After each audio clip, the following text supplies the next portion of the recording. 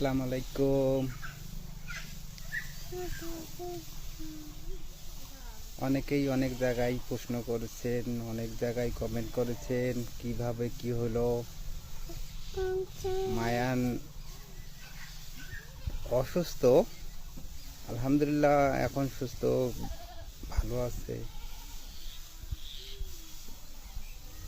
গ্রাম তো, ধানের কাজ করতেছিল, ফ্যান দিয়ে বাতাস করতেছিল ধানে, ও বুঝতে পারে নাই ফ্যানের পাখাটা মাথায় কপালের মধ্যে লাগছে।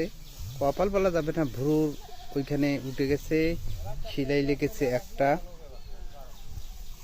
মাশাআল্লাহ মায়ান অসুস্থ। যাক, মায়ানের জন্য সবাই দোয়া করবেন। তা কিছু বলো, যে আমার জন্য সবাই দোয়া করবেন। হ্যাঁ, সবাই মায়ানের জন্য দোয়া করবেন। হ্যাঁ, মাশাআল্লাহ মায়ান সুস্থ আছে, সবাই মায়ানের জন্য দোয়া করবেন। হ্যাঁ, কালকে ঈদ, তার আগে এইরকম অবস্থা। যাক, করার কিছু নাই, আল্লাহ তাআলা অসুস্থ দিবে, আল্লাহ তাআলা সুস্থ বানাবে। সবাই মায়ানের জন্য দোয়া করবেন। আল্লাহ হাফেজ। আল্লাহ হাফেজ দাও, আল্লাহ হাফেজ দাও, এইখানে থাকেন, আল্লাহ হাফেজ দাও, আল্লাহ হাফেজ। সবাই মায়ানের জন্য দোয়া করবেন।